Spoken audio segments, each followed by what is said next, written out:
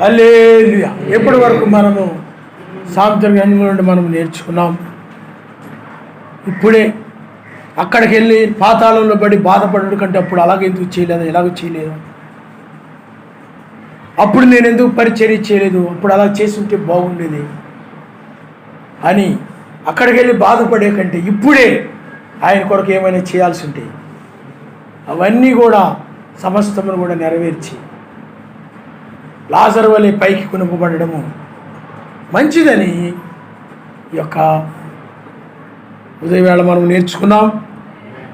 ఇప్పుడు మరలా గోషేను అని వర్తమానం మనం నేర్చుకోబోతున్నాం. పిల్లారా, మనము ఆదికాండము 46వ అధ్యాయం నుండి మనం చదువుకుందాం. ఎందుకనంటే ఇది మీకు ఆల్రెడీ నేను వాట్సాప్లో వాటిలో పంపడం జరిగింది. కానీ అది కొద్దిగానే అది అర్థమయ్యేలాగా కొద్ది మాటలతో అది పంపడం జరిగింది. కానీ దీనిలో మనం ఆయన మనకి ఇచ్చినంత వరకు మనం నేర్చుకుందాం, తెలుసుకుందాం.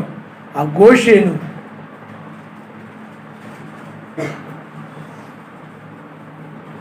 చూడండి, ఆదికాండము 46వ అధ్యాయము మొదటి నుండి మనం చదువుకున్నాం. అప్పుడు ఇశ్రాయేలు తనకు కలిగినదంతా తీసుకొని ప్రయాణమై బెయేర్షెబాకు వచ్చి తన తండ్రి అయిన ఇస్సాకు సర్వశక్తిమంతునికి బలులు అర్పించెను.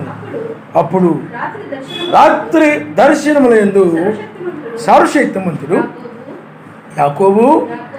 యాకోబు అని ఇశ్రాయేలును పిలిచెను. అందుకతడు చిత్తం ఎలోహిం అనెను.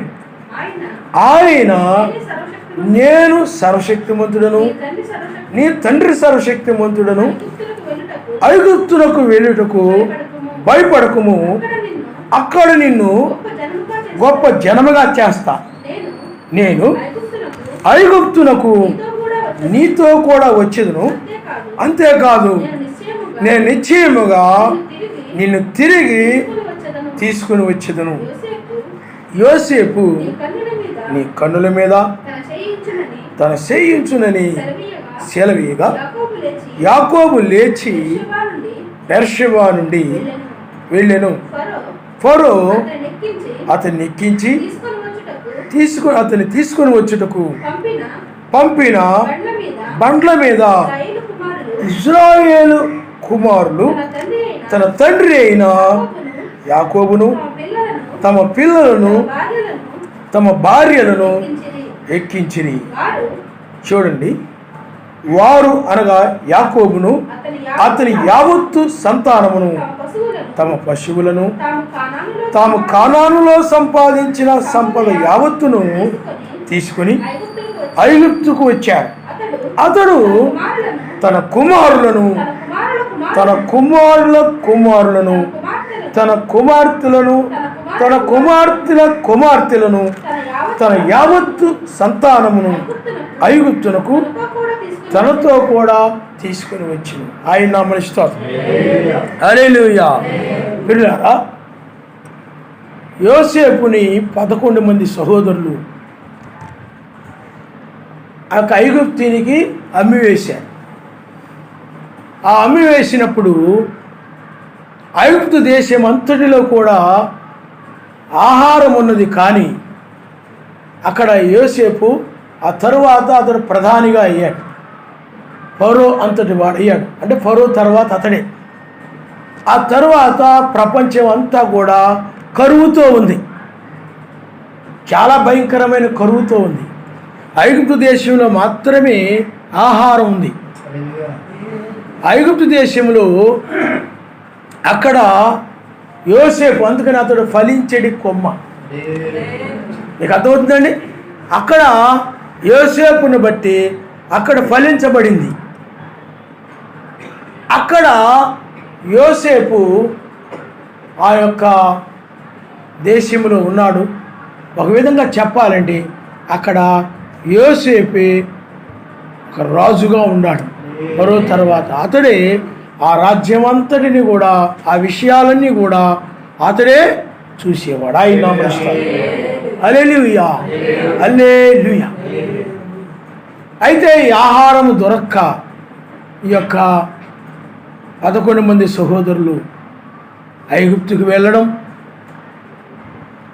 ఐగుప్తులో వాళ్ళు ఆహారాన్ని తెచ్చుకోవడం, అక్కడ యోసేపు వాళ్ళని గుర్తించడం, ఆ మిగతా సహోదరులను కూడా తీసుకొస్తేనే, ఎందుకంటే మీరు వేగుల వారిలా కనబడుతున్నారు మిమ్మల్ని చూస్తే, వాళ్ళని కూడా తీసుకొస్తేనే తప్ప లేకపోతే ఆహారం ఇవ్వడం కుదరదు అన్నప్పుడు వాళ్ళు చనిపోయారని చెప్పారు. యోసేపుని కూడా చనిపోయాడని చెప్పారు. వాడు తీసుకొస్తేనే తప్ప మరి లేదు. ఆ చివరి వాడు ఉన్నాడు బెన్యామీను. ఈ బెన్యామీను యోసేపు చివరిలో పుట్టినవాడు.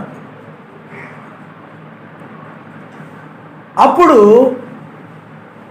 తండ్రికి వెళ్ళి చెప్పడము, ఆ తండ్రి గురించి యోసేపుకి చెప్పడము, వాళ్ళందరినీ మరలా ఇక్కడికి రమ్మనడము, ఇదంతా కూడా బైబిల్లో మనకు కనబడతా ఉంటుంది. ఆయన హల్లెలూయా, హల్లెలూయా. కాబట్టి అక్కడ యోసేపును బట్టి, అక్కడ ఆశీర్వదించబడిన దానిని బట్టి, అక్కడ ఆహారము సమృద్ధిగా ఉన్న దానిని బట్టి, నీరు సమృద్ధిగా ఉంటే ఆహారం సమృద్ధిగా ఉంటుంది. నీరు ఎక్కడ ఉంటుంది అక్కడ ప్రజలు ఉంటారు. ఎందుకంటే ఆ నీరున్న చోటే పంటలు పండించుకోవచ్చు, త్రాగడానికి నీళ్ళు ఉంటాయి, అన్ని అవసరాలకు ఉపయోగపడతాయి. అందువల్ల నీరున్న చోటే ప్రజలు ఉంటుంటారు ఎక్కువ. అలాగే అక్కడ ఐగుప్తు దేశంలో నైలు నది అనేది పెద్ద నది ఉంది. కాబట్టి ఐగుప్తు దేశంలో అక్కడ చక్కగా వర్షాలు పడుతున్నాయి, ప్రపంచంలో ఎక్కడ పట్టలేదు. చక్కగా పంటలు పండుతూ ఉన్నాయి, ధాన్యం విస్తారంగా ఉంది అక్కడ. అక్కడ ఆహారానికి లోటు లేదు, నీరుకి లోటు లేదు. మనిషికి కావాల్సింది ఏమిటి చెప్పండి? ఆహారం కావాలి, నీరు కావాలి, గాలి కావాలి. ఇప్పుడు అన్నీ కూడా కొనుక్కునే పరిస్థితి వచ్చింది. ఇప్పుడు మనం పక్క వాళ్ళతో మాట్లాడాలంటే కొనుక్కోవాలి. ఏం కొనుక్కున్నాం? మరి సెల్ ఫోన్లను బ్యాలెన్స్ వేయించుకుంటేనే వాళ్ళతో మాట్లాడతాం. మాట్లాడుకోవడానికి కూడా డబ్బులు ఖర్చు, నీళ్ళకి డబ్బులు ఖర్చు. మన కరోనా వచ్చి ఆక్సిజన్, గాలి, మనం పీల్చుకునే గాలి, కార్బన్ డైఆక్సైడ్ అలా ఆక్సిజన్ అని ఉంటాయి. మనం కార్బన్ డైఆక్సైడ్ వదిలేసి ఆక్సిజన్ పీల్చుకుంటాం. మరి కరోనా వచ్చేటప్పుడు అందరూ కూడా గాలి కొనుక్కున్నారు, నీరు కొనుక్కుంటున్నారు, ఆహారం కొనుక్కుంటున్నారు. ఇప్పుడు తినే ఆహారం అంతా కూడా విషం. ఇప్పుడు ఆహారం అంతా ఏమిటనంటే పొలాల్లో విస్తారంగా పురుగు మందులు చల్లేస్తున్నారు. అవి బాగా ఆ ధాన్యాన్ని పట్టేస్తున్నాయి. ఆ ఆహారాన్ని తీసుకుని వండుకొని తింటున్నారు. రకరకాల రుచులతో వండుకుంటున్నారు. ఆ కెమికల్స్ కలిపి, ఇవి కలిపి, టేస్ట్ కోసం ఇవన్నీ కలిపి రకరకాలు. ఇవన్నీ కూడా ఈనాడు జబ్బులు విపరీతంగా పెరిగిపోవడానికి కారణం ఇది. ఆ నూడిల్స్ తెచ్చుకొని, ఆ బిర్యానీలు తెచ్చుకొని, ఏదో అవసరమైనప్పుడు తప్ప విస్తారంగా తినేసి. అలాగే కోడి, రెండాం గారు అంటారు ఇప్పుడు వచ్చే హైబ్రిడ్ కోళ్ళు, అవి తినకండి. ఒకవేళ తిన్నా మీరు ప్రార్థన చేసుకుని తినమని చెప్పాడు ఆయన. ఎందుకంటే అది 6 నెలలు 5 నెలలు ఎదగాల్సిన కోడి నా నెలలోనో లేకపోతే 2 నెలల్లోనో వాళ్ళు ఇంజక్షన్ ఇచ్చి బాగా బలిసిపోయేలాగా తయారు చేస్తున్నారు. అవి లోపల కెమికల్స్ ముందు. అందువల్ల ఇప్పుడు తినే ఆహారం అంతా కూడా పనికి మాలినటువంటి ఆహారం. ఈనాడు బోధలు ఎలా ఉన్నాయి, మత్స్య సంఘాల బోధలు, అలాగే ఈనాడు ఈ ఆహారాలు కూడా అలాంటివి. తిండి కూడా ఇప్పుడు అలాగే ఉంది. చాలామంది ఏమనుకుంటారంటే నా ఆరోగ్యం చాలా బాగుంది, సర్వశక్తిమంతుని కృప వలన నేను అన్నీ తినగలుగుతున్నాను. నువ్వు తినేదేంటి? విషం. వాళ్ళకి చూడు, ఆ తినే భాగ్యం లేదో వాళ్ళకి. నేను చూడు చక్కగా నూడిల్స్ తినేస్తున్నా, బిర్యానీ తినేస్తున్నా, బయట తెచ్చుకొని చక్కగా తినగలుగుతున్నాను, అన్నీ తినేస్తున్నాను. వాళ్ళకి లేదు, అది తినే భాగ్యం లేదు. అలా ఏం తింటున్నారు అనుకుంటారు చాలామంది. మీకు అర్థమైందా? కానీ నువ్వు తినేటువంటి ఆహారము విషం అనే విషయం నీకు తెలియదు. అందువల్ల అంతా కూడా పాడైపోయింది. సమస్తము కూడా గాలి పాడైపోయింది, దొరకడం లేదు. నీరు పాడైపోయి దొరకడం లేదు. కొనుక్కోవాల్సి వస్తుంది. ఆహారం పాడైపోయింది. పూర్వకాలం తిండి తినండి అన్నారు అందరూ కూడా. అప్పుడు వాళ్ళు ఆరోగ్యంగా ఉన్నారు. అప్పుడు ఏ విషయము లేదు, ఏ కల్తీ లేదు, అది మంచి ఆహారం, అప్పుడు తినండి అంటున్నారు. ఇప్పుడు ఇదంతా కూడా ఈ తిండి వల్లనే అన్ని హాస్పిటళ్ళని పెరిగిపోయాయి. ఈ తిండి వల్లనే మెడికల్ ఫ్యాక్టరీసు ఆ ట్యాబ్లెట్ తయారు చేయడం నిరంతరము పనిచేస్తూ ఉన్నాయి. ఎందుకంటే రోగులు పెరిగిపోతూ ఉన్నారు. ఆ విధంగా ఉంది ప్రపంచం పరిస్థితి అంతా.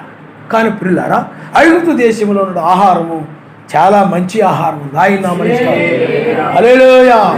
ధాన్యము, చక్కని చెట్లు, మంచి వాతావరణము చాలా బాగా ఉంది. మిగతా ప్రపంచం అంతా కూడా ఎలా ఉంది చెప్పండి?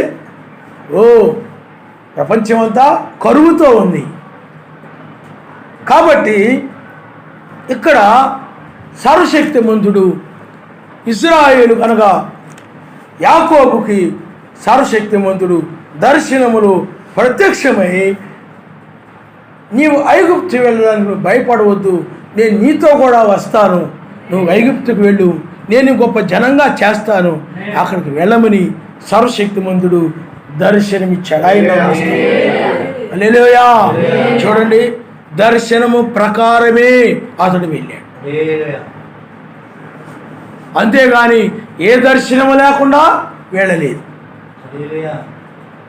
ఇక్కడ కూడా మనం కూడా ఒక దర్శనాన్ని కలిగి ఉన్నాం, ఒక ప్రత్యక్షతను మనం కలిగి ఉన్నాం, బయలుపాటును మనం కలిగి ఉన్నాం. అలాగే 7వ సంఘ కాలంలో 7వ దూత కానీ, అలాగే జాన్సన్ గారు కానీ, వీళ్ళందరూ కూడా ఒక ప్రత్యక్షత కలిగి ఉన్నారు. వాళ్ళు ఒక బయలుపాటు కలిగి ఉన్నారు. అందుకని అక్కడ యాకోబు ఆ బెర్షెబాలో కరువు ఉంది కాబట్టి, అక్కడ ఆహారము లేదు కాబట్టి, అక్కడ ఆహారం నీరు అన్నీ ఉన్నాయి అనుకోండి, అక్కడే ఉండిపోయేవాడే.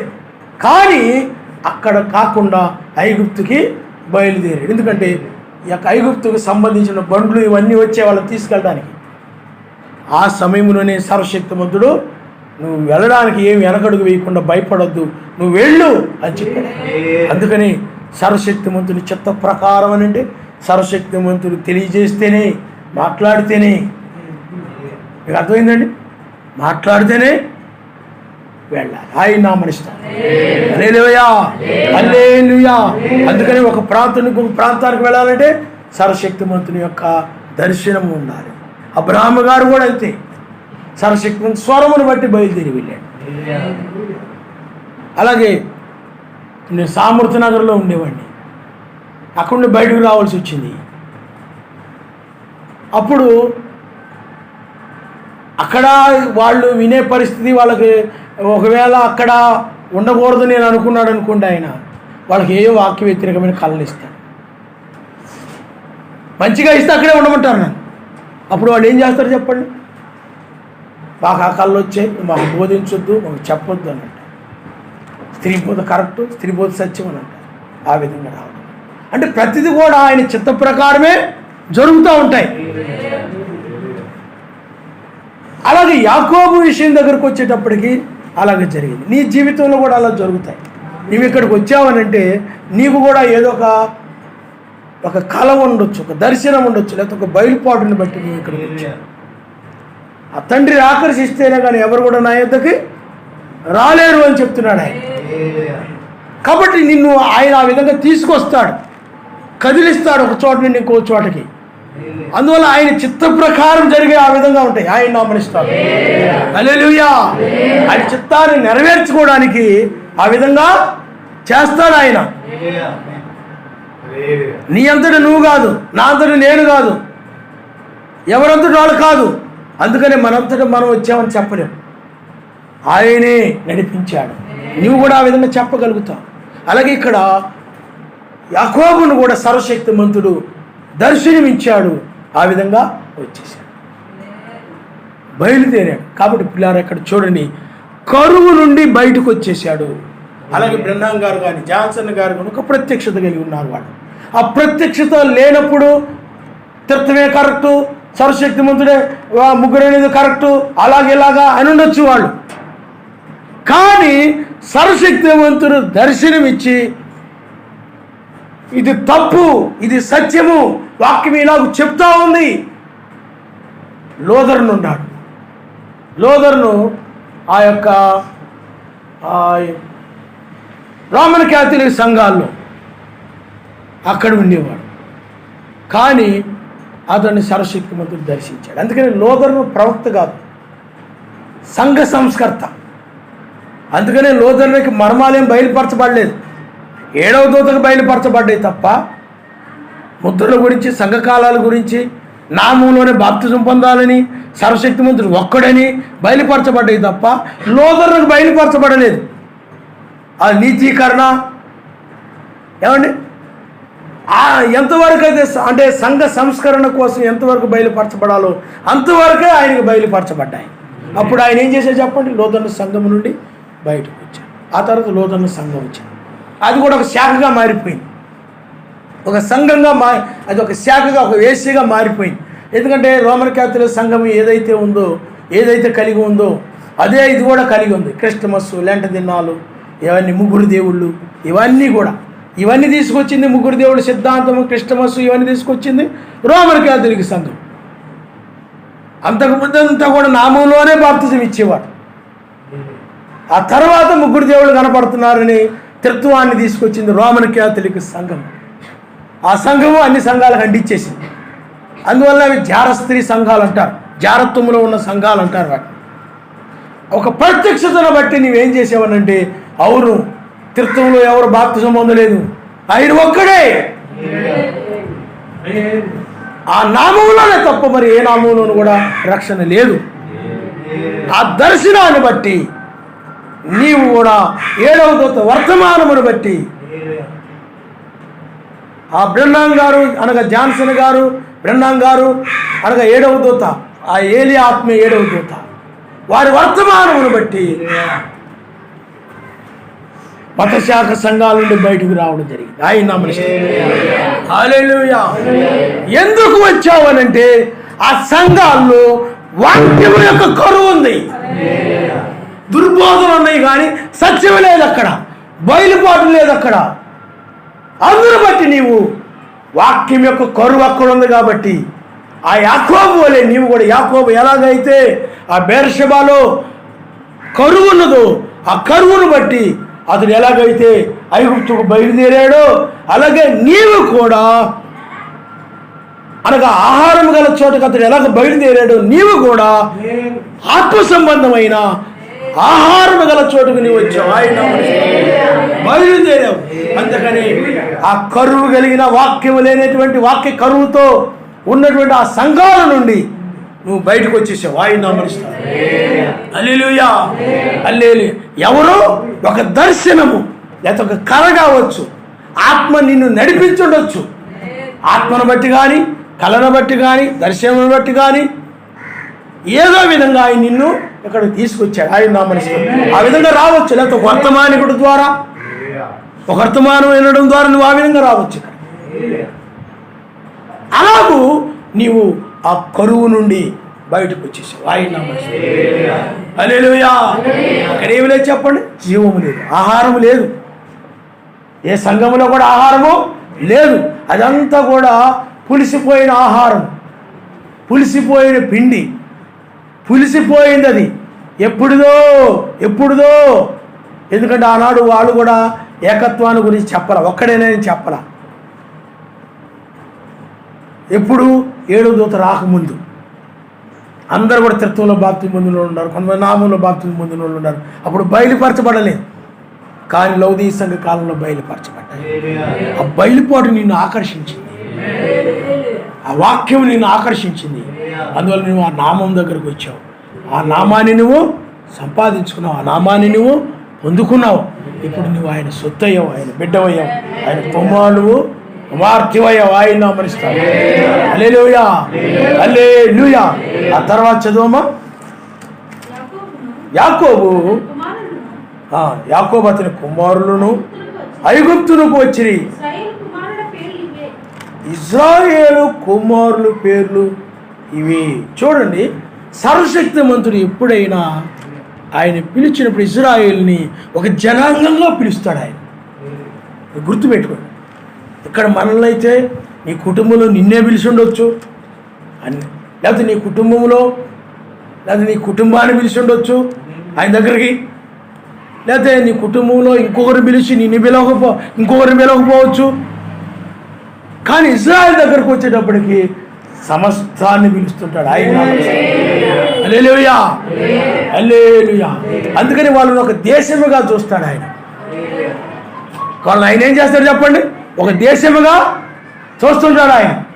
కాబట్టి ఇక్కడ సర్వశక్తిమంతుడు చెప్పిన ప్రకారం ఆ బండ్ల మీద కుమారులను కుమార్తెలను ఎక్కించుకొని ఏమండి బయలుదేరినట్లు మనం చూస్తుంటాం. ఆయన ఎవరి మాటను బట్టి, ఎవరి ఆజ్ఞను బట్టి, సర్వశక్తిమంతుడు చెప్పిన దాన్ని బట్టి ఆయన నామమున స్తోత్రం. హల్లెలూయా. మనం కూడా నామములో ఎందుకు బాప్తిసం పొందాం?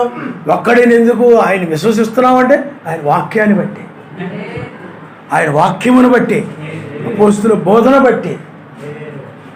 తర్వాత చదువమ్మా. యాకోబు అతని కుమారులు ఐగుప్తుకు వచ్చారు.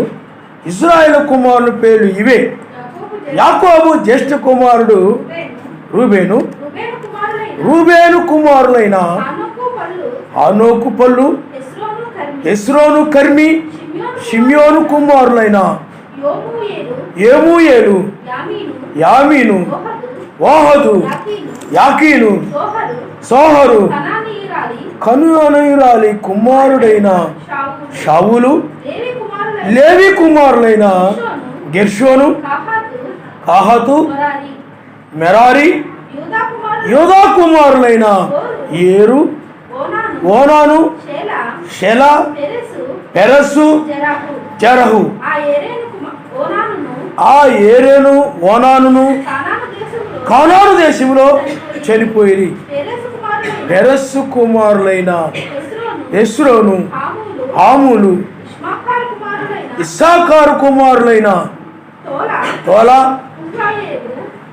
పువ్వాయోబు, షిమ్రోను, జబూలును కుమారులైన శరదు, ఏలోను, యహలేలు. వీరు లేయా కుమారులు. ఆమె వద్దన రాములు యాకోబు వారిని అతని కుమార్తె అయిన దీనాను కనెను.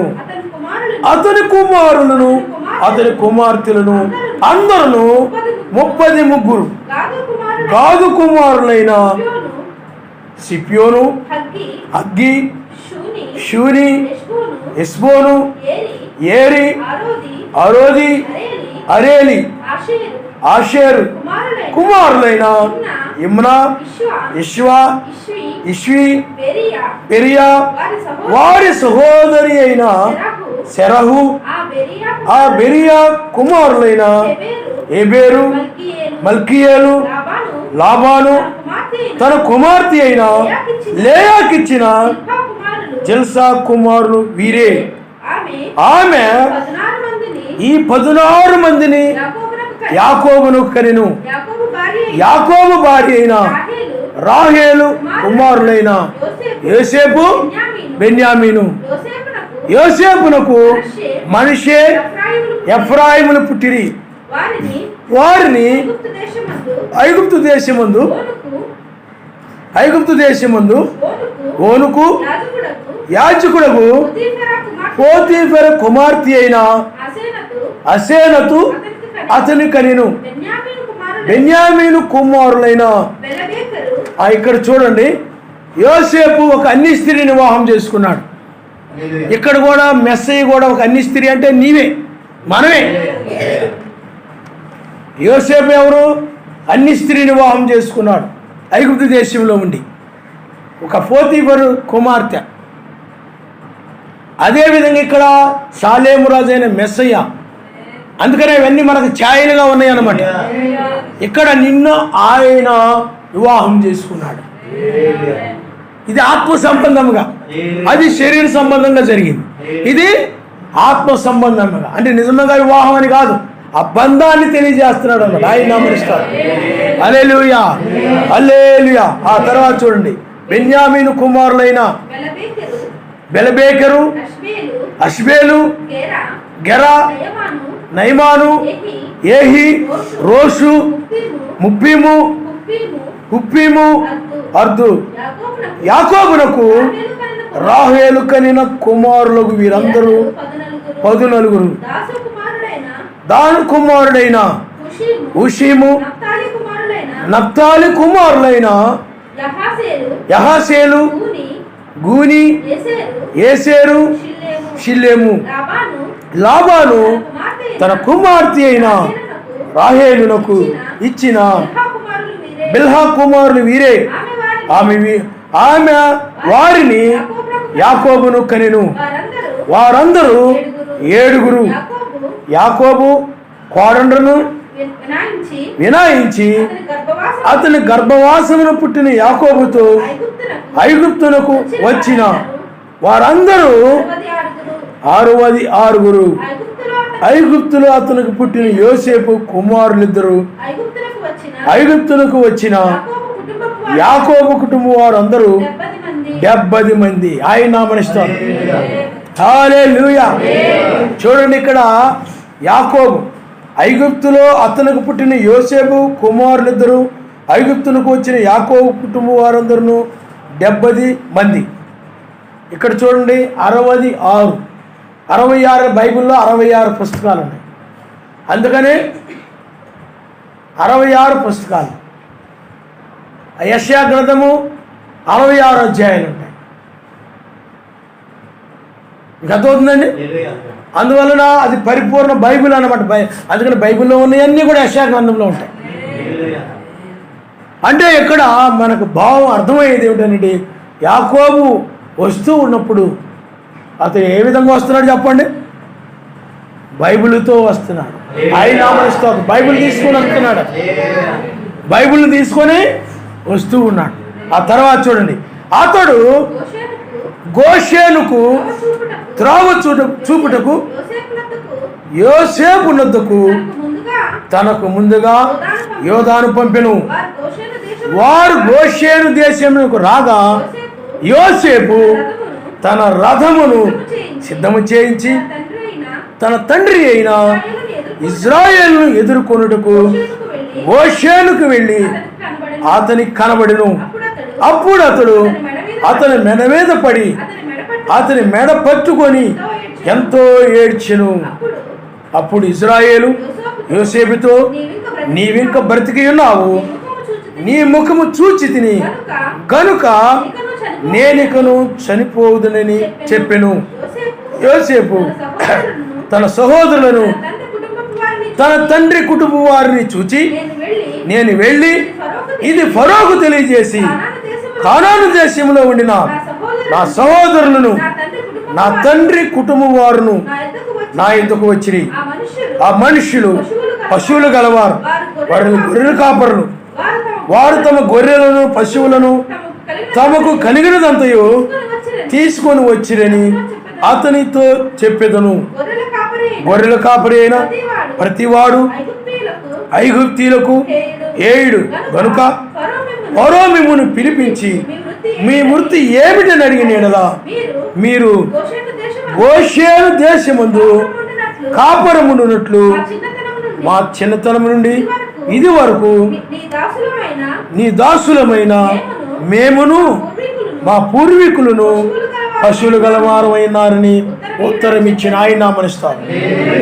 హల్లెలూయా. చూడండి, అతడు గోషేనుకు త్రోవ చూపుటకు యోసేపు నొద్దకు తనకు ముందుగా యోదాను పంపెను. చూడండి, యాకోబు ఆ గోషేనులో ఉండాలని అనుకుంటున్నాడు. అందుకని అతనికి ముందుగా ఏం చేశాడు చెప్పండి? యోసేపు దగ్గరికి ముందుగా యోదాను పంపాడు. వారు గోషేను దేశంలోకి రాగా, ఆ గోషేను ఎందుకు యాకోబు కోరుకున్నాడంటే, అది చాలా పచ్చిక బయలుతోనూ చక్కగా నీరుతోనూ మంచి ఆహారం కలిగి, అంటే ఆ పశువులకు మంచి ఆహారము ఉన్నటువంటి మంచి ప్రాంతం, అది మంచి దేశం. అది ఐగుప్తు దేశంలో అది ఒక జిల్లా లాంటిది అనమాట. చాలా చక్కగా ఉండేది ఆ గోషేను. అది పశువులకి మంచి ఆహారము దొరుకుతుంది. అంటే ఆ గొర్రెలు, ఎందుకంటే వాళ్ళ పూర్వీకులందరూ కూడా పశువుల కాపర్లు, గొర్రెల కాపర్లు. అందును బట్టి యాకోబు నివసించాలంటే తన గురించి తాను ఆలోచించుకొని ఐగుప్తులో ఆ పట్టణంలో ఉంటే బాగుంటుంది, ఇక్కడ ఈ పట్టణం ఉంది, ఆ పట్టణంలో ఉంటే బాగుంటుంది అని ఆలోచించుకోవట్లేదు. వాళ్ళు ఆ పశువులు మేపుటకు, ఆ పశువులకు ఆహారం ఎక్కడ అనుకూలంగా ఉంటుందా, నీరు ఎక్కడ అనుకూలంగా ఉంటుందా, మేము అక్కడ ఉండడానికి అది బాగుంటుందని ఆ గోషేనుని కోరుకుంటున్నాడు అతను. ఆయన హల్లెలూయా, హల్లెలూయా. ఓ ఆ గోషేను లోనికి వాళ్ళు రావడం అనేటువంటిది వాళ్ళు ఐగుప్తులోనికి రావడమే. ఎందుకంటే ఐగుప్తులోని ఒక ప్రాంతం అది. అక్కడ ఒక విధంగా చెప్పాలంటే ఆ యొక్క బెర్షెబా నుండి, ఆ కరువు కలిగిన ఆ ప్రాంతం నుండి వారు యోసేపు రాజ్యంలోనికి వచ్చారు. ఆయన హల్లెలూయా. యోసేపు రాజ్యంలో అక్కడ కరువు లేదు, దుఃఖము లేదు, కన్నీరు లేదు, బాధ లేదు, ఏమీ లేదు. పశువులకి వారికి ఆనందముగా ఉండేటువంటి మంచి ప్రాంతము ఆ యొక్క గోషేను ప్రాంతము. అక్కడ మంచి ఆహారం ఉంది, అది ఒక సారవంతమైనటువంటి భూమి, చక్కని ఆహారం ఉంది. ఒక రాజ్యమును కూడా ప్రవేశించారు. ఆయన నామనిస్తారు. హల్లెలూయా. ఆ తర్వాత చదవండి అమ్మా. చూడండి, యోసేపు తన రథమును సిద్ధం చేయించి తన తండ్రి అయిన ఇజ్రాయెలును ఎదుర్కొనుటకు గోషేనుకు వెళ్ళి అతను కనబడిను. అప్పుడు అతడు తన మెడ మీద పడి అతని మెడ పట్టుకుని ఎంతో ఏడ్చెను. చూడండి, అప్పుడు యోసేపు ఆ రథాన్ని సిద్ధం చేసుకొని గోషేనులో ఉన్నటువంటి తన తండ్రి దగ్గరికి పరిగెత్తుకుంటూ వచ్చాడు. చూడండి, యాకోబు ఎక్కడ ఆగిపోయాడు అన్నట్టు గోషేనులో ఆగిపోయాడు. అక్కడ ఆగిపోయి తన యోధాని పంపించాడు. అక్కడ యోసేపు కూడా గోషేనుకే వచ్చాడు. ఆయన హల్లెలూయా. అక్కడ వాళ్ళు కలుసుకున్నారు. యాకోబు మరలా ఆ యొక్క యోసేపు. మనము కూడా ఇప్పుడు అంతే, మనము కూడా షాలేము రాజ్యం యొక్క రాజ్యంలోనికి మనం వచ్చాం. షాలేము రాజుగా ఉన్న అక్కడ యోసేపు ఎలాగో షాలేము రాజు, ఆయనే నీతికి రాజు అనియో సమాధానపు రాజు అనియో అర్థం ఇచ్చినట్టు షాలేము రాజు ఆయనే. మెల్కీసెదెకు అబ్రాహామును కలుసుకున్నవాడు ఆయనే, అబ్రాహామును ఆశీర్వదించిన వాడు ఆయనే. ఆయనే షాలేము రాజు అనగా, షాలేము అనగా నూతన యెరూషలేము. ఆ పైన యెరూషలేముకు రాజు ఆయనే. ఆ పైన యెరూషలేముకు రాజు అయినటువంటి ఆయనే ఈనాడు తన రాజ్యముతో వచ్చాడు. ఆయన హల్లెలూయా, హల్లెలూయా. కాబట్టి ఇప్పుడు ఆయన రాజ్యము మన మధ్య ఉన్నది. పరిసయ్యులు అడుగుతున్నారు, అక్కడ ఉన్నటువంటి బోధకులు అడుగుతున్నారు, మెస్సయ్య రాజ్యము వచ్చునని. మెస్సయ్య రాజ్యం ఎక్కడా? అది అక్కడ ఎక్కడని చెప్పడానికి వీలు పడదు, అది మీ మధ్యనే ఉన్నది అన్నాడు. మెస్సయ్య ఎక్కడ ఉన్నాడో అక్కడ రాజ్యం. సూర్యుడు ఎక్కడ ఉంటాడో అక్కడే ఆ వెలుగు, ఆ పగలు అది ఉంటుంది. ఆయన నామని అవి వేరే ఉండవు. సూర్యుడికి వెలుగు వేరే ఉంటుందా? ఉండదు. సూర్యుడు వేరుగాను, వెలుగు వేరుగాను ఉంటుందా? ఉండదు. రాజ్యం వేరుగాను, రాజు వేరుగాను ఉండదు. ఆ రాజ్యముతో రాజు రావడమే రాజ్యముతో వస్తున్నాడు. ఆయన హల్లెలూయా, హల్లెలూయా. అందుకనే అబ్రాహాము గారికి ఇచ్చినప్పుడు, అబ్రాహాము దగ్గరకు వచ్చినప్పుడు ఏం చేశాడు చెప్పండి? వాగ్దానం చేశాడు. ఏమండి, ఒక పట్టణాన్ని గురించి చెప్పాడు. అబ్రాహాము, నిన్ను గొప్ప జనాంగంగా చేస్తానయ్యా, వారిని నేను ఆశీర్వదిస్తాను. వాళ్ళు తమది కాని దేశంలో, అంటే ఇప్పుడు ఈ దేశం మనదెలా కాదో అలాగే తమది కాని దేశంలో వాళ్ళు అనగా పరవాసులుగా ఉంటారు. మరలా నేను వాగ్దానం చేసిన భూమికి తీసుకువెళ్తాను, వాళ్ళకి గొప్ప పట్టణాన్ని ఇస్తానని చెప్పాడు. అందుకని అబ్రాహాము గారు ఆయన వాగ్దానం చేసిన వాడు, నమ్మదగిన వాడు, ఆయన నెరవేర్చేటువంటి వాడు. కాబట్టి ఆ 12 ఆ యొక్క పునాదులు కలిగిన ఆ పట్టణముకు ఎదురు చూశాడు అబ్రాహాము. అందుకని అబ్రాహాము గారు ఆ కాలములో ఆడ గుడారములో నివసించినట్లు మనం చూడగలుగుతున్నాం. ఆయన హల్లెలూయా, యాత్రికుడు గాను. అందుకని ఇశ్రాయేలు ఆ కాలంలో వాళ్ళు అబ్రహాము అంటే కానాను దేశానికి రాకముందంతా వరకు కూడా వాళ్ళు ఆ విధంగానే జీవిస్తూ వచ్చారు. వాళ్ళు కానాను దేశానికి వచ్చిన తర్వాత తప్ప ఒక పట్టణము, తర్వాత దావీదు రావడం, ఇవన్నీ కూడా ఒక సొలొమోను రావడం, ఇవన్నీ జరిగాయి. ఒక పట్టణము, అవన్నీ జరిగాయి. కానీ ముందంతా కూడా వాళ్ళు ఎక్కడున్నారు చెప్పండి? గుడారాల్లో ఉంది. ఆయన నామనిష్టం. ఇప్పుడు ఒక పట్టణం కొరకు అబ్రహాము గారు ఎదురు చూశారు. ఎందుకంటే సర్వశక్తిమంతుడు చెప్పాడు ఆయన ఒక దేశాన్ని ఇస్తాను. అప్పుడైనట్లయితే ఆయన షాలేము రాజు అంటే మెల్కీసెదెకు అక్కడికి వచ్చి దీని గురించి వాగ్దానం చేసి వెళ్ళాడు. చూడండి మీరు హెబ్రీయులకు రాసిన పత్రిక 11వ అధ్యాయము, హెబ్రీయులకు రాసిన పత్రిక 11వ అధ్యాయము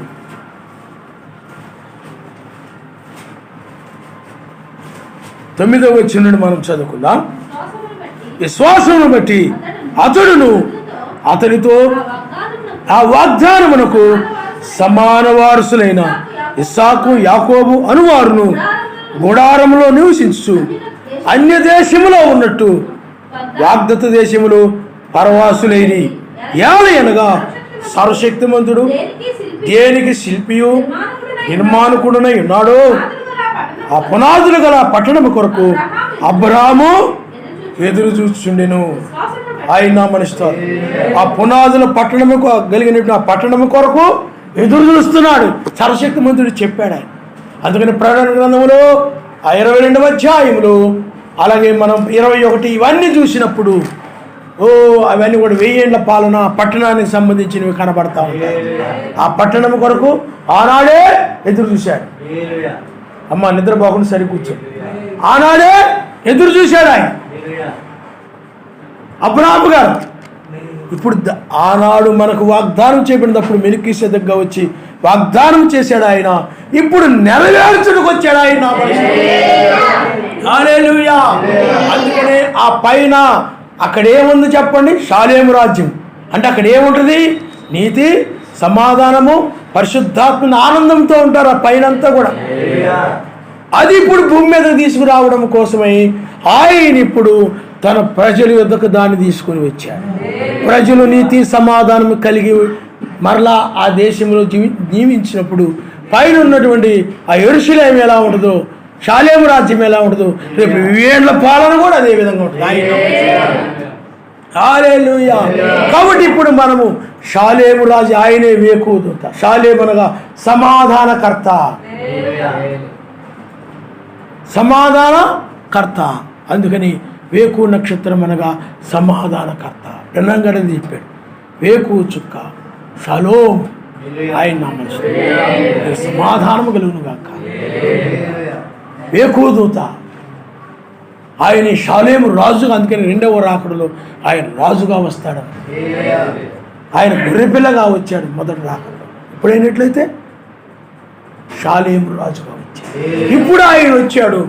మనము ఆయన అంటే నీవు ఆయన యోసేపు యాకోబు కలుసుకున్న రీతిగా గోషేనులో మనము కూడా ఆహారం సమృద్ధిగా ఉండేటువంటి ఆశీర్వాదకరమైన ఆయన రాజ్యం. అంటే నీతి సమాధాన పరిశుద్ధాత్మ ఉందంటే వాక్యం సమృద్ధిగా ఉంటేనే నీతి సమాధాన పరిశుద్ధాత్మ ఆనందంతో ఉంటారు. ఆ గోషేనులో ఆనందం ఉంది, ఈ రాజ్యంలో కూడా ఆనందం ఉంది, నీతి ఉంది, సమాధానం ఉంది. ఇప్పుడు ఈ రాజ్యం వాడు గోషేనులో కలుసుకునే రీతిగా ఇప్పుడు మనం ఆత్మ సంబంధమైన గోషేనులో మనం కలుసుకుంటున్నాం. ఇప్పుడు ఆయన మనల్ని అనగా యాకోబుని ఎలా కలుసుకున్నాడు ఆయన యోసేపు, ఇప్పుడు కూడా నీవు ఆయన అలా కలుసుకుంటూ ఉన్నారు. ఎక్కడ చెప్పండి? ఆయన రాజ్యములో గోషేనులో కలుసుకున్నారు. అది ప్రకృతి సంబంధమైనది, ఇది ఆత్మ సంబంధమైన రాజ్యం. అది దృశ్యమైనది, ఇది అదృశ్యమైనది. అందుకని ఇప్పుడు అదృశ్య రాజ్యంలో ప్రవేశిస్తున్నాం. శరీరం మారిన తర్వాత, వేయన పారిన తర్వాత దృశ్య రాజ్యంలో ఉంటాం. అది కన్నులు కనబడుతుంది. ఆ రాజ్యం రాజు కనపడతారు. ప్రపంచంలో అనేక మంది నీతిమంతులు అక్కడ ఉంటారు. ఇది అదృశ్యమైనది. అందుకనే 2వ రాకడ ఈ స్వరమైనటువంటి అదృశ్యమైనది అంటే రహస్యమైనది. దొంగ వల్లే ఉంటుందని ఉంది బైబిల్లో. ఎవరికి తెలియదు. దొంగ మెదలకుండా రాత్రిపూట రహస్యంగా వచ్చేసి ఏం చేసేస్తారు? తనకి ఏం కావాలో దాన్ని పట్టుకుపోతాడు. అందరు నిద్రపోతున్నప్పుడు సేమ్ సంఘ శాఖలు మత్స్య సంఘాలన్నీ కూడా ఈ లోకాశల్లో వాటిలో వీటిలో పడి నిద్రపోతున్నాయి, మొత్తులైపోయినాయి అన్నీ కూడా. అందుకని బైబిల్ వాక్యం చెప్తుంది, తిండి వలన, ఐక్య విచారం వలన, ఏమండి ధన ఆపేక్ష వలన మీరు ఒకవేళ మత్తులుగా ఉన్నారేమో జాగ్రత్తగా చూసుకోండి. అలాగే సంఘాలన్నీ కూడా మత్తులో ఉన్నాయి. ఇప్పుడు దొంగ వలి వచ్చి అంటే నిద్రపోతా ఉన్నాయి. అందుకని ఆయన అంటాడు, కనిపెట్టిన దినముల్లో ఆయన వచ్చునను. ఈనాడు రెండెవరు ఆడుకోరు, ఎవరు కనిపెడుతున్నట్టు చెప్పుకుంటున్నారు అంతే. ఆయన రాబోతున్నాడు, మనం సిద్ధపడాలి అనేది, వెళ్ళిపోవాలి అనేది ఇంతకుముందు ఎవరో చెప్తుండేవారు, కానీ ఇప్పుడు అది కూడా పోయింది. పోయి ఏం చెప్తున్నారండి, ఆయన దగ్గర రండి, మీ దుఃఖ దినములు సమాప్తమగును. పలానా పాస్టర్ గారు వస్తున్నారు, ఆనంద భారతిలో మీటింగ్స్ పెట్టబోతున్నారు, మీకు దుఃఖ దినములు సమాప్తమవుతాయి. వ్యాధి బాధలా, ప్రభు దగ్గర రండి. అప్పులతో బాధపడుతున్నారా, ప్రభు దగ్గర రండి. ఉద్యోగం లేదని బాధపడుతున్నారా, ప్రభు దగ్గర రండి. పెళ్లి కాలేదని బాధపడుతున్నారా, ప్రభు దగ్గర రండి. వ్యాపారం వృద్ధి చెందట్లేదని బాధపడుతున్నారా, ప్రభు దగ్గర రండి. ప్రమోషన్ లేవని బాధపడుతున్నారా, ప్రభు దగ్గర రండి. ఇది ఇప్పుడు అంటే జనులకు ఆశలకు అనుకూలమైన బోధలు. ఉద్యోగం ఆశ ఉంది కాబట్టి వాళ్ళకి ప్రభు దగ్గరకు వచ్చి నీకు ఉద్యోగం ఇస్తాడమ్మా అంటే జనం ఆశలను బట్టి మాట్లాడుతున్నారు, బోధిస్తున్నారు. అందుకని మనుషులు దురద చెవులు కలిగిన వారై వారి ఆశలకు అనుకూలమైన బోధకులు తమ కొరకు పోగు చేసుకుంటారని, వాళ్ళ ఆశలకు అనుకూలంగా ప్రభు దగ్గర రమ్మా, నీకు డబ్బు ఇచ్చేస్తాడు. నేను మొన్న వాళ్ళు ప్రార్థన చేశాను, వాళ్ళు బాగా ఆశీర్వదించబడ్డారు, వ్యాధులన్నీ పోయాయి. కొంతమంది చెప్తుంటారు, ఏమే అక్కడ చర్చికి వెళ్తున్నావా, ఎందుకు ఇరుగు మార్గం అంటాడు ఆయన, అలాగెందుకు విశాఖపట్నం రా, స్టీఫెన్ గారు ఎవరో ఉండాలి, లేకపోతే రాజమండ్రి రా, జాన్విసిని గారు, హైదరాబాద్ రా, శ్యామ్ కిషోర్ గారు ఉండారు, లేకపోతే వాడెవరు సతీష్ కుమార్ అని ఒకడు ఉండారు, వీళ్ళందరూ ఉన్నారు. అవి ఎన్ని స్వస్థత జరుగుతున్నాయో. చర్చి వాళ్ళందరూ ఆశీర్వదించబడ్డమే, చర్చి వాళ్ళందరూ కూడా పెద్ద పెద్ద ఉద్యోగాలు, చాలా బాగుంటుంది, వచ్చేయి మాతో పాటు నరకానికి వద్దు మరి, రోగాలు పోతున్నాయే. ఇక అర్థమవుతుందండి, సాతానుడు అలాగే నడిపిస్తూ ఉంటాడు. ఆ సంఘాలు ఆ విధంగా ఉన్నాయి. అందువల్ల మనుషులు వాళ్ళ ఆశలకు అనుకూలమైన బోధకుల్ని, అందుకని వాక్యం ఏం చెప్తుందంటే, ఈ బోధన త్యాక అపోస్తుల కాలంలో అపోస్తుల బోధన త్యాక, ఏ బోధనైనా తీసుకుని వచ్చినా వాళ్ళని చేర్చుకొనవద్దు, శుభం అని చెప్పకూడదు. చెప్పినట్లయితే నువ్వు వాళ్ళ దుష్టక్రియల్లో పాలు పొందినట్టే. అందుకని ఎవడబడితే వాడి చేత ప్రార్థన చేయించుకోవడం, ఎవరో చుట్టాల ఇళ్ళకో పెళ్ళిళ్ళకో వాటికో ఇటుకు వెళ్ళిపోతారు. అక్కడ పరిమాణ పాస్టర్ ఎవడో ప్రార్థన చేస్తూ ఉంటారు, వీళ్ళు కూడా వెళ్ళి నిలబడి యేసునామలో బాప్తిజం పొంది వీళ్ళు కూడా వెళ్ళి ప్రార్థన చేయించుకున్నారు. వీళ్ళు సిగ్గుందా, వ్యత్యాసం తెలుసా వీళ్ళకి? అప్పుడు వాడి యొక్క దుష్టక్రియలో నువ్వు కూడా వాడు దుష్టుడు, వాడి క్రియలు దుష్టమైనవి, వాడి బోధ దుష్టమైంది, వాడి సంఘం దుష్టవధువు, నీవు కూడా ఆ దుష్టత్వంలో పాలు పొందినట్టే. నీవు కూడా వారితో పాటు నరకానికి వెళ్ళిపోతావు. అందుచేత ఆ బోధలు అలా ఉన్నాయి, ఆ సంఘాలు అలా ఉన్నాయి. కానీ ప్రియులారా, ఇక్కడ ఆత్మ సంబంధమైన ఆశీర్వాదం ఆయన నీతి సమాధానం పరిశుద్ధాత్మ ఆనందం కలిగి ఉన్నావు అనుకోండి, అది నీ గొప్ప ఆశీర్వాదం. అది కలిగి ఉన్నాయంటే దానికి మించిన ఆశీర్వాదం మరొకటి లేదు. అదొకటి. ఇవన్నీ తాత్కాలికమైన ఏమండి ఆ చర్చిలు అలా గొప్ప, మరి అక్కడంతా వాడు సతీష్ కుమార్ వాళ్ళందరూ కోటీశ్వరులు అయిపోయారు కదండి, వాళ్ళు గొప్పవాళ్ళు అయిపోతున్నారు కదండి. బైబిల్ ముందుగానే చెప్పింది, పరిసయ్యుడు ఆ ధనవంతుడు పరలోక రాజ్యానికి ప్రవేశించడు, నువ్వు ప్రవేశిస్తావు అని చెప్పడం కోసమే ఆనాడు పరిసయ్యుడు ఉన్న రీతి. కానీ ఇప్పుడు కూడా ఉండారా అని మనకి చెప్పడం కోసం వాళ్ళు అలా ఉంచాడు ఆయన. నువ్వు వేరు వాళ్ళు వేరు అని చెప్పడానికి. వాళ్ళు లేరనుకోండి నీకు అర్థం అవుతాం. అందుకని ఇవన్నీ ఉంచాడు నీ బుర్రకెక్కాలని, వాక్యం అర్థం కావడం కోసం ఇవన్నీ ఉంచాడు ఆయన. వాళ్ళు ఎలాగ పరలోకం రారు, అనిపించని జీవించని, ఆడు ఎలాగ నరకానికి వెళ్ళేవాడు కదా అని వదిలేశాడు ఆయన. మేము ఎంతో నీతిగా నడుస్తుంటామంటే మాకు అన్ని కష్టాలనండి. చాలా దుర్మార్గుడికి వెళ్తుంటారు. మా వాడు, మా బావమరిది కొడుకో లేకపోతే వాడు ఇంకోడు, ఆడికి అంతా ఏది పట్టుకున్నా బంగారం అయిపోతుంటుందండి అంటారు చాలా. ఆడికి ఏ కష్టాలు ఉండవండి. కారణం ఏంటి? అలాగ నరకానికి వెళ్ళిపోతున్నాడు కాబట్టి వదిలేసాడు. నువ్వు చెయ్యిరా, నువ్వు చేయాల్సిన కార్యాలన్నీ చెయ్యి. యోధాతో అంటాడు కదా, యోధా నువ్వు చేయించున్నది త్వరగా చెయ్యి, చేయాల్సిన త్వరగా చేయి. అలాగే లోక బోధకులను కూడా యోధా లాంటి బోధకులు చేయాల్సింది చెయ్యి, వదిలేశాడు ఆయన. కాబట్టి పిల్లారా, ఇప్పుడు నీవు షాలేము రాజుని రాజ్యంలో కలిసింది. ఆశీర్వాదకరమైన ఆయన నామనిస్తాను. ఆశీర్వాదం అంటే ఏదో అనుకున్నాను కానీ నీతి, సమాధానం, పరిశుద్ధాత్మ, ఆనందం, ఆశీర్వాదం అంటే అదేం కూడి పెడుతుందండి, అదేం బట్టలు ఎత్తుందండి మనకి. ఇప్పుడు ఇవ్వదు. శరీరం మార్పు చెందిన తర్వాత అమర్చతలో నీవు ఉంటావు. ఆయన తాత్కాలికమైన దాని వైపు నువ్వు చూడొద్దు, ఆశించొద్దు.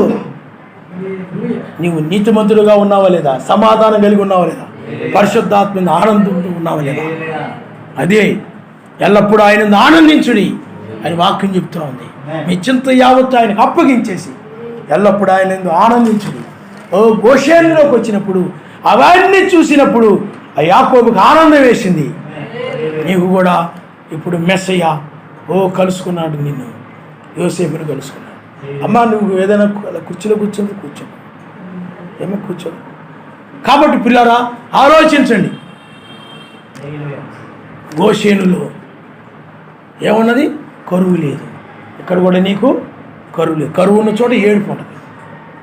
ఇక్కడ నీకు నీతి, సమాధానం దొరికిందనుకోండి, పరిశుద్ధాత్మ ఆనందం ఉంటే కరువు లేనండి. వాక్య కరువు లేదు. కాబట్టి తర్వాత చదవండి అమ్మా.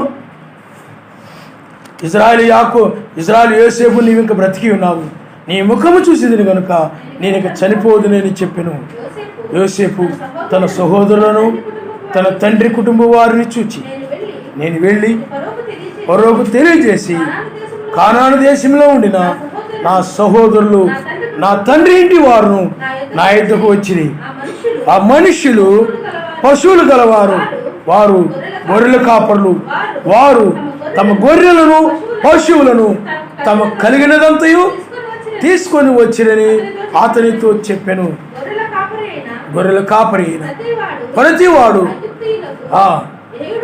ఏయుడు గనక చాలా అయినా మనిషి. హల్లెలూయా. చూడండి, గోషేనులో ఆ రాజ్యములో యోసేపు, యాకోబు కలుసుకున్నారు. నీవు అలాగే మెస్సయ్య షాలేం రాజు ఇప్పుడు కలుసుకున్నాడు. ఇవే ఈ తెల్లవారుజామున ఆయన నమస్కారం. హల్లెలూయా. 47వ వచనం మీరు ఒకసారి చూడండి. 47వ అధ్యాయం 47వ అధ్యాయం. యోసేపు వెళ్ళి ఫరోను చూచి, నా తండ్రియు, నా సహోదరులను, వారి గొర్రెల మందలను, వారి పశువులతోనూ, వారి కలిగినదంతయు కానాను దేశం నుండి వచ్చి గోషేనులో ఉన్నారని తెలియజేసి తన సహోదరులందరిలో 5గురును వెంట పెట్టుకుని పోయి వారిని ఫరో సమక్షమందు ఉంచెను. ఫరో అతని సహోదరులను చూచి, నీ వృత్తి ఏమిటని అడిగినప్పుడు వారు, నీ దాసులమైన మేము మా పూర్వీకులను గొర్రెల కాపురమని ఫరోతో చెప్పిరి. మరియు వారు కానాను దేశమందు కరువు భారముగా ఉన్నందున నీ దాసులకు కలిగి ఉన్న మందలకు మేత లేదు కనుక ఈ దేశములో కొంతకాలం ఉండుటకు వచ్చితిమి. కాబట్టి గోషేను దేశములో నీ దాసులు నివసింప సెలవేమని ఫరోతో అనగా, ఫరో యోసేపును చూచి, నీ తండ్రియు నీ సహోదరులను నీ యొద్దకు వచ్చి ఉన్నారు.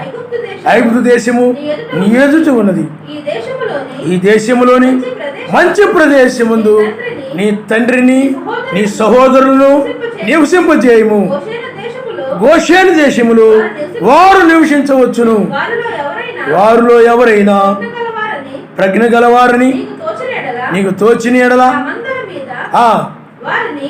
వారిని అధిపతులుగా నియమించమని చెప్పాను. చూడండి, ఇక్కడ మంచి ఆహారం చూడండి. ఈ దేశంలోని మంచి ప్రదేశమందు నీ తండ్రిని, నీ సహోదరులను నివసింపజేయము. పైన మనం చూస్తే కానాను దేశములో కరువు భారముగా ఉన్నందున నీ దాసులకు కలిగిన మందలకు మేత లేదు గనుక ఈ దేశములో కొంతకాలం వచ్చితివి. కాబట్టి గోషేను దేశంలో నీ దాసులను నివసింప సెలవేయమని అడిగాను. ఆయన గోషేను దేశంలో ఏమని చెప్పండి, మేత ఉంది. ఆ పశువులకు మేత లేదు కానాను దేశంలో. మాకు మేత లేదు అంటలేదు అండి, పశువులకి మేత లేదు. మీకు అర్థమవుతుందండి, మాకు మేత లేదు అన్నారు వాళ్ళు, పశువులకి మేత లేదన్న కానాను దేశంలో. ఇప్పుడు ఎక్కడుంది అది? గోషేనులో ఉంది. మనం కూడా ఇప్పుడు పశువుల సంగతి పక్కన పడేసేయండి, మనకి మంచి మేత ఈ రాజ్యంలోనే ఉంది. ఈ తెల్లవారుజామున ఆయన చక్కగా తయారు చేసి వడ్డించేటువంటి ఆహారం ఆయన నామనిస్తారు. అందుకనే ఆయన పరిచారకుడుగా మారాడు. ఆయన నామనిస్తారు. పరిచారకుడుగా మారడం ఏంటి? మనం హోటల్కి వెళ్తాం, ఆ హోటల్లో కూర్చొని అది పట్టుకురా ఇది పట్టుకురా ఆ గ్లాస్ తోటి మోగిస్తూ అది తెచ్చేయి ఇది తెచ్చేయి. అప్పుడు ఏం చేస్తాడు చెప్పండి? ఆ పరిచారకులు గబగబా వాళ్ళకి ఏమేమి కావాలి ఏదైనా అయిపోయి ఉంటుంది రెడీ చేసి అప్పటికప్పుడు వండి, ఇడ్లీ అయిపోతే ఇడ్లీ పిండేసి మరలా ఇడ్లీ తయారు చేసి ఇది తెచ్చి వడ్డిస్తూ ఉంటాడు. ఇప్పుడు కూడా ఆయన అంతే. ఆయన హల్లెలూయా. నీవు ఆహారం గురించి కూర్చున్నావు, నీకు అర్థమవుతుందండి? ఇప్పుడు నీకేమి కావాలో ఆయనకు తెలుసు. అడగ ఊలిపే నీకేం కావాలో ఆయనకి తెలుసు. కాబట్టి ఇప్పుడు ఆ రాజ్యానికి సంబంధించినటువంటి ఆ గోషేను ఆ దేశానికి సంబంధించినటువంటి అది ప్రకృతి సంబంధమైన ఆహారము. కానీ ఇప్పుడు ఆత్మ సంబంధమైన గోషేను అనగా పరలోక సంబంధమైనటువంటి ఆ ఆహారమును ఇప్పుడు నీకు ఆయన వడ్డిస్తూ ఏమండి ఆయన గొప్ప పరిచారకుని వలె ఉన్నాడు. ఆయన ఆయన అంటాడు, నేను పరిచర్య చేయుటకు వచ్చాను కానీ పరిచర్య చేయించుకోవడానికి నేను రాలేదు అన్నాడు. అంటే ఆత్మ సంబంధముగా నీకు ఆహారము పెట్టడానికి వచ్చాడు ఆయన. ఇప్పుడు మేత ఎక్కడుంది చెప్పండి? ఇక్కడ దండిగా ఉంది నీకు, మిగతా ప్రపంచంలో ఎక్కడా లేదు. ఎలా చెప్పగలవనండి? 1995లో లోకమునకు సువార్త ద్వారాలు మూయబడ్డాయి.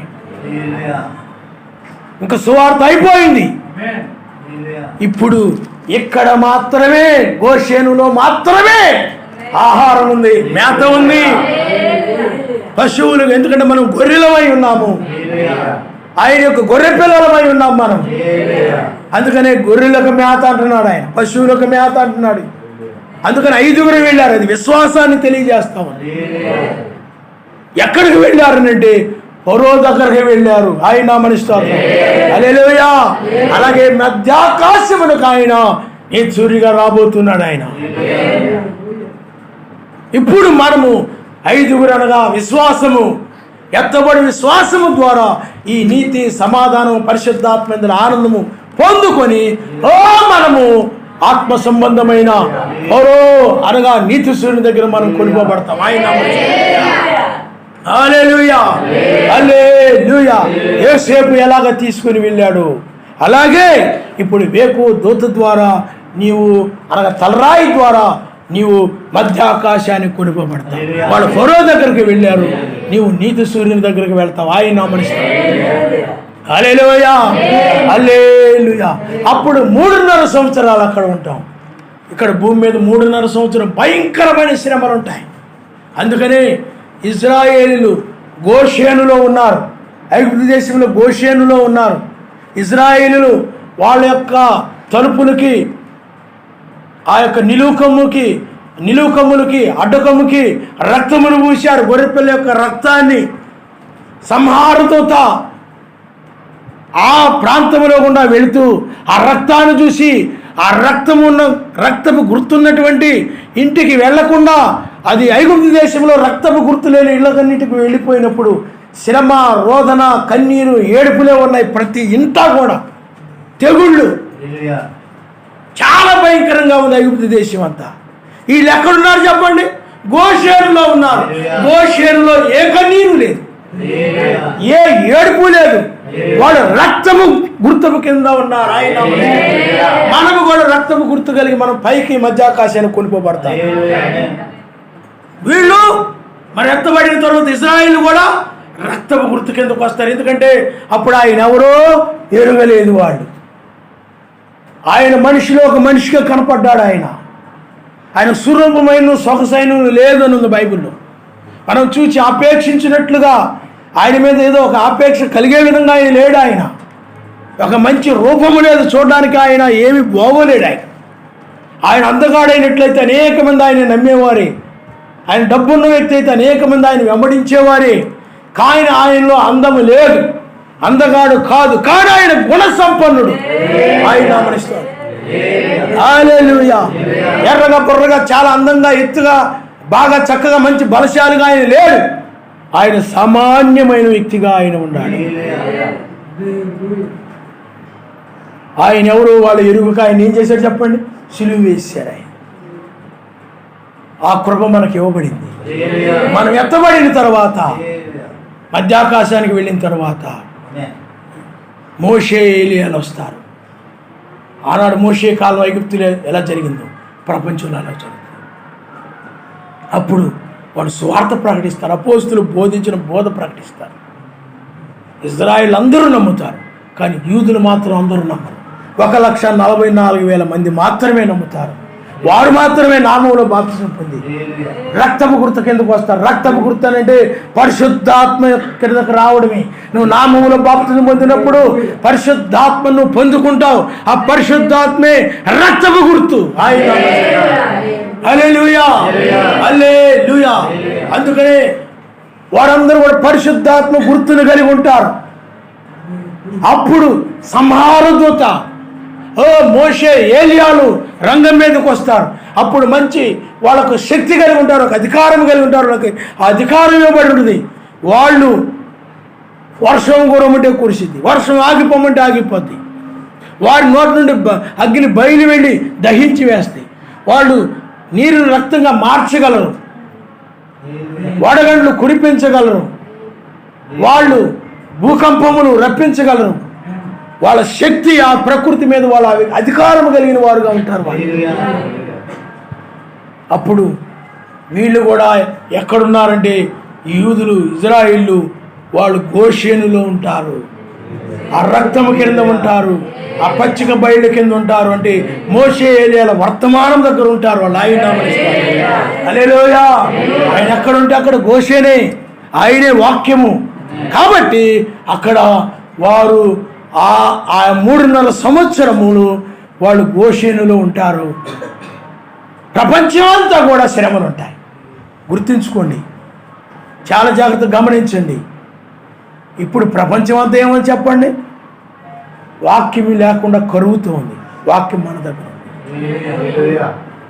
రేపు ఆ శ్రమకాలంలో వాక్యము యూదుల దగ్గర ఉంటుంది, యూదులు కలిగి ఉంటారు.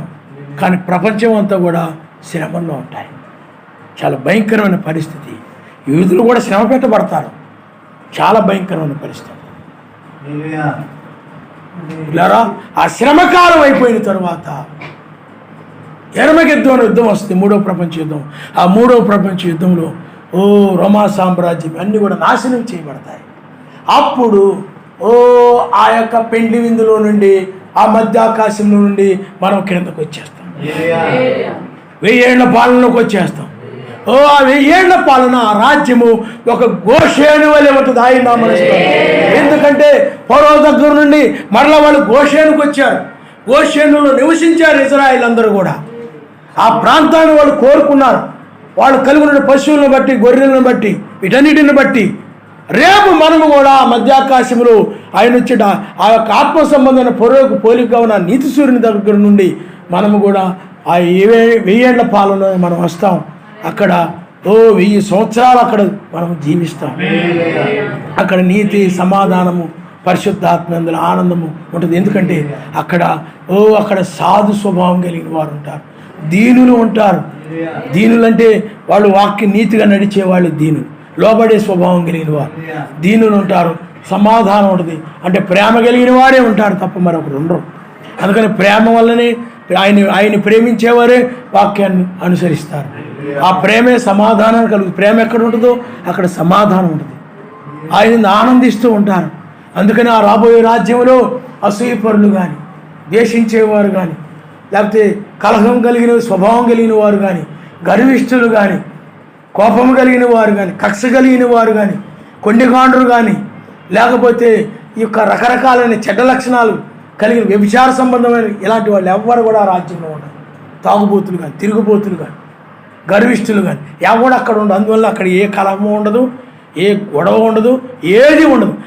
ఈ ప్రపంచంలో అనేక కలహాలకు కారణం ఏమిటంటే గర్వము, త్రాగుడు, వ్యభిచారాలు, కోపములు, కక్షలు, వీటన్నిటి వల్ల ఈ ప్రపంచం, ధనము, లోకాసులు, వీటన్నిటి కోసమే ఈ ప్రపంచంలో అనేక గొడవలు జరుగుతూ ఉంటాయి. అనేక మంది కలహాలు పెట్టుకుంటూ ఉంటారు, అనేక మంది చంపుకుంటూ ఉంటారు.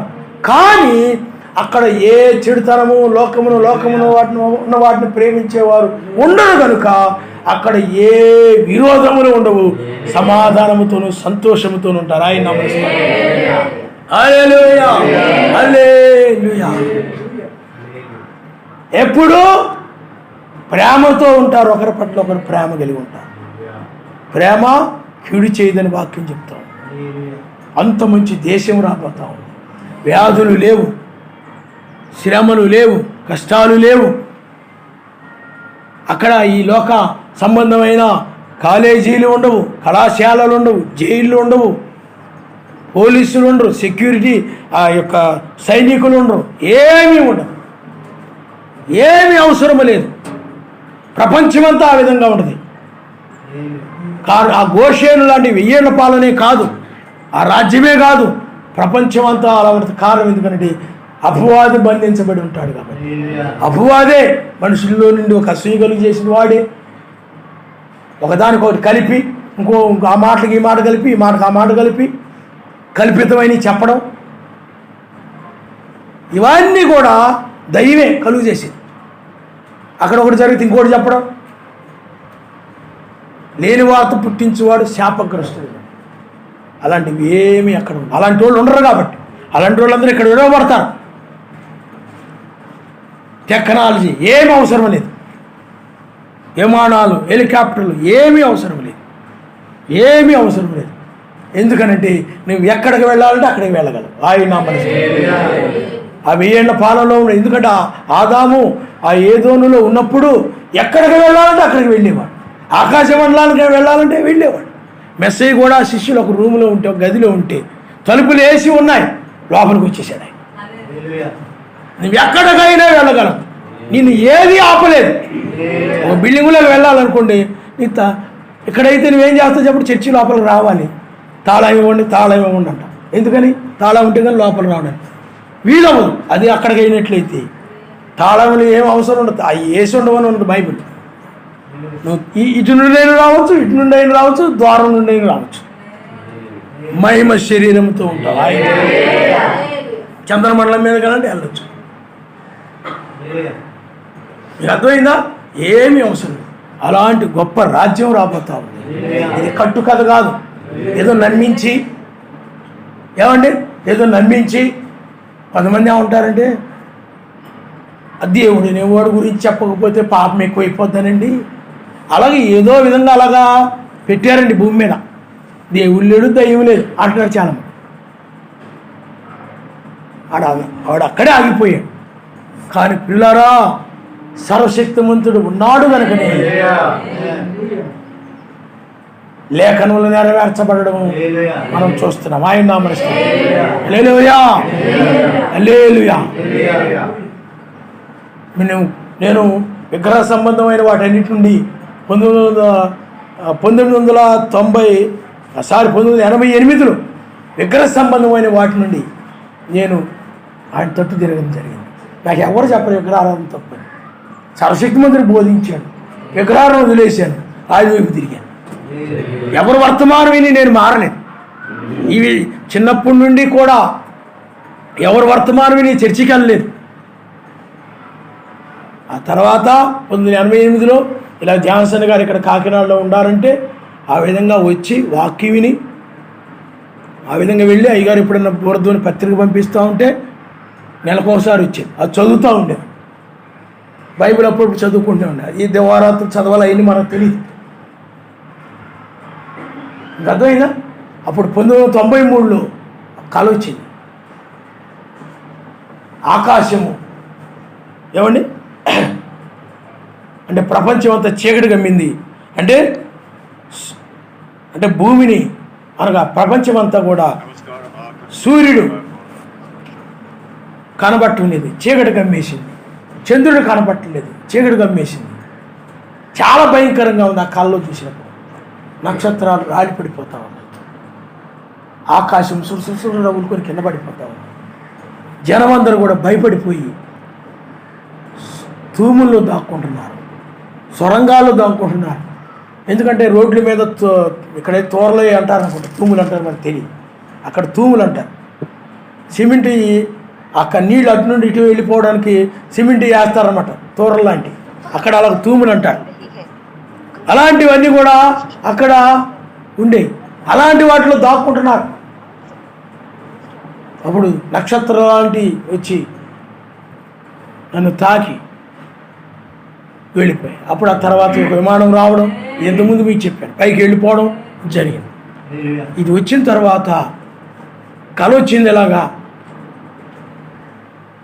ఏమిటి ఇది మరి అని నాకు తెలియదు, బైబిల్లో ఉన్నాయని. అప్పుడు నాకు తెలిసిన సహోదరుడు ఉంటే అతని దగ్గరికి వెళ్ళి అడిగాను.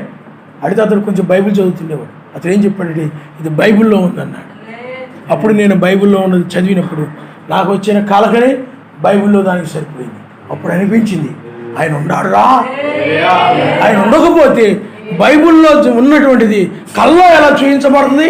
నేను బైబిల్ చదవకుండానే ఆయన ఉన్నాడు, ఆయన నామనిస్తాను. హల్లెలూయా. ఈ కళలను బట్టి, నన్ను పరిచర్యకి పిలిచిన దాన్ని బట్టి, ఇవన్నీ బయలుపరుస్తున్న దాన్ని బట్టి ఓ ఆయన ఉన్నాడు. ఏదో కట్టుకథ కాదు, ఇది జరుగుతుంది. ఇది కళలో చూయించిన ఆయన, పరిచర్యకి పిలిచి వర్తమానం ఇచ్చి జరిగిస్తున్న ఆయన మిగతాను కూడా జరిగిస్తాడు. ఆయన నామనిస్తాడు. హల్లెలూయా. అందువల్ల నువ్వు ఏదైనా ఉంటే ఇప్పుడు ఆయన కోసము నిలబడు. గోషేనులోనికి రా, ఈ రాజ్యంలోనికి రా. ఇదే తేజో మహిమ, ఈ మహిమ గల రాజ్యంలోనికి రా. సమీపం పరాని తేజస్సులో ఆయన ఉన్నాడన్నది. అందుకని నువ్వు నీతి, సమాధానం, పరిశుద్ధాత్మేందుల ఆనందాన్ని నువ్వు ఇంకా పొందుకోలేదంటే ఆ మహిమను ఇంకా నువ్వు సమీపించలేదు అన్నది. వింటున్నావే కానీ నీ కనీసం ఆ పరిశుద్ధాత్మని ఆనందించాలన్నా కనీసం ఆలోచన కూడా ఉండట్లేదు నీకు. వింటున్నావు, అయ్యో ఆ సమాధానం కలిగి ఉన్నానన్నది. ఎక్కడైనా నా హృదయం దోషారోపణ చేస్తే ఆయనతో సమాధాన పడాలి నేను అనుకోవట్లేదు. నీ నీతిగా నేను సహోదరుల విషయంలో నేను నీతిగా నడవాలి. వింటున్నావే కానీ దాన్ని నువ్వు పొందుకోకుండా ఉంటున్నావంటే ఆ మహిమలోనికి నువ్వు రావడం లేదు, ఆ మహిమను సమీపించలేకపోతున్నావు. అందుకని బైబిల్లో ఉంటుంది నీవు ఆ రాజ్యానికి సమీపంగా ఉన్నావు అన్నట్టు. బైబిల్ రాజ్యానికి సమీపంగా ఉన్నాడు కదా, రాజ్యంలో లేదు. సమీపంగా ఉండడం వేరు, లోపల ఉండడం వేరు. ఆయన సమీపంగా ఉన్నాడు అని ఉంటుంది బైబిల్లో. వచ్చి ఉండడం వేరు, సమీపంగా ఉండడం వేరు. అలాగే నీవు కూడా మహిమకు సమీపంగా ఉంటున్నావు కానీ మహిమలో రావడం లేదు. నీతి, సమాధానము, పరిశుద్ధాత్మేందుల ఆనందాన్ని నువ్వు పొందుకోకపోయినట్లయితే ఆ మహిమలో నువ్వు మహిమకు వెలుపులో ఉన్నట్టే, గోషేనుకు వెలుపులో ఉన్నట్టే నీవు. కాబట్టి పిల్లారా ఆలోచించేయండి. ముగింపులో ఉన్నాం. ఇది ఎత్తబడే సమయం. ఇది నువ్వు ఎంతగా ఆయన బ్రతిలాడుకోవాలో బ్రతిలాడుకో. నన్ను విడవద్దయా, నన్ను దాటిపోవద్దయా, నన్ను విడిచిపెట్టొద్దు నాయన పాపులతో పాటు. ఆ బుద్ధి లేని కన్నికల్ని ఆ నిద్రమత్తుతో తేలిపోయే కళ్ళుతో ఆ కళ్ళు రెప్పలు మూతపడిపోతూ ఉంటాయి, కానీ అవి బలవంతంగా లేపుతూ ఉండే ఆ కళ్ళు. ఎందుకనంటే ఆ బుద్ధి లేని కన్నికలు పరిశుద్ధాత్మ కలిగి లేవు. ఆ దివిటీలు ఆరిపోతున్నాయి, మళ్ళీ వెలిగించుకుంటున్నారు. చాలామంది బ్రతుకులు అలాగంటే బుద్ధి లేని కన్నిక ఏం చేస్తుంది చెప్పండి? బుద్ధి కలిగిన కన్నికలు దివిటీలు ఒకసారి వెలిగిస్తే మండుతూ ఉన్నాయి. అందుకని చాలామంది బుద్ధి లేని కన్నికలు ఏం చేస్తారు చెప్పండి? ఎల్లప్పుడూ ప్రార్థన చేయమని విన్నారనుకోండి, ఒక 2 రోజులు స్తోత్రం స్తోత్రం అని చాలా బలంగా ప్రార్థన చేస్తారు, మళ్ళీ ఆరిపోతుంది. మళ్ళీ వస్తారు చర్చిలోకి, మళ్ళీ ఏదో ఒక సమయంలో ఎల్లప్పుడూ ప్రార్థన చేయండి అని వింటారు, మరలా వెలిగింపబడుతుంది. అది 2 రోజులు ఉంటుంది, ఆరిపోతుంది. 2 రోజులు ఉండడం, ఆరిపోవడం. కొన్ని రోజులు 2 రోజులు నీతిగా ఉండడం, మళ్ళీ రోజు మళ్ళీ పాపం జీవించడం, 2 రోజులు మళ్ళీ వెలిగింపబడడం. అవి బుద్ధి లేని కటికలు. ఆరిపోతుంటాయి, వెలిగించుకోండి.